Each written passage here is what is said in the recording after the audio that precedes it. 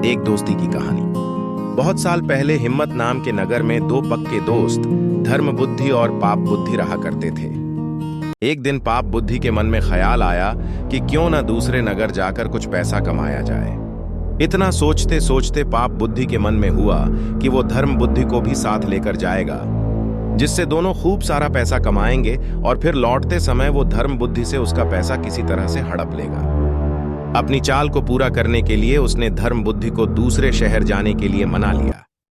दोनों अपने नगर से खूब सारा सामान लेकर दूसरे शहर पहुंच गए। कुछ महीनों तक वहीं रहकर धर्म बुद्धि और पाप बुद्धि ने सामान को काफी अच्छी कीमत में बेचा। जब दोनों ने अच्छी खासी रकम इकट्ठा कर ली तो दोनों एक दिन अपने नगर की ओर लौटने लगे। पाप बुद्धि अपने दोस्त धर्म बुद्धि को जंगल के रास्ते से लेकर आया।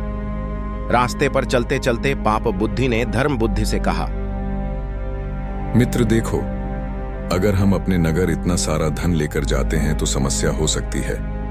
चोर इसे चुरा सकते हैं, लोग हमसे जलन का भाव रखने लगेंगे और कुछ उधार भी मांग लेंगे। ऐसे में बेहतर होगा कि हम आधा धन इसी जंगल में छिपा देते हैं। धर्म बुद्धि ने पाप बुद्धि की बातों पर यकीन करके धन को छुपाने के लिए हां कर दी।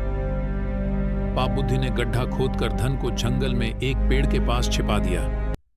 फिर कुछ दिनों बाद बिना अपने दोस्त को बताए पाप बुद्धि मौका देखकर अकेले सारा धन उस जंगल से लेकर आ गया। और एक दिन धर्म बुद्धि को पैसे की जरूरत पड़ी तो धर्म बुद्धि सीधे अपने मित्र पाप बुद्धि के पास गया और कहने लगा, मुझे पैसों की जरूरत है, जंगल से पैसे निकाल कर ले आते हैं। पाप बुद्धि राजी हो गया और दोनों जंगल की ओर निकल गए। जैसे ही धर्म बुद्धि ने गड्ढा खोदा तो वहां पैसा न देखकर चौंक गया। इतने में ही पाप बुद्धि ने शोर मचाना शुरू कर दिया और धर्म बुद्धि पर चोरी का आरोप लगाया। हो हल्ला होने के बाद पाप बुद्धि न्यायालय पहुंचा।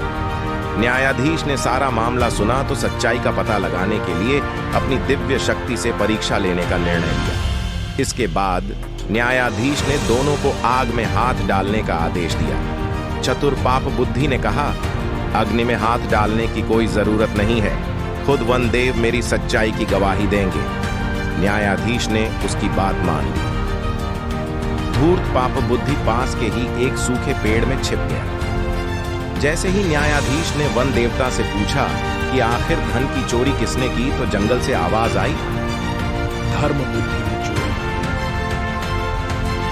इतना सुनते ही धर्म बुद्धि ने जिस पेड़ की तरफ से आवाज आई उसी पेड़ को आग के हवाले कर दिया। आग लगते ही पेड़ से चिल्लाते हुए पाप बुद्धि बाहर निकला और झुलसी हालात में सारा सच बयान कर दिया। सच्चाई का पता चलते ही न्यायाधीश ने पाप बुद्धि को फांसी की सजा सुना दी और धर्म बुद्धि को उसके पैसे दिलवा दिए। कहानी से सीख, दूसरे के लिए बुरा सोचने वाले के साथ बुरा ही होता है।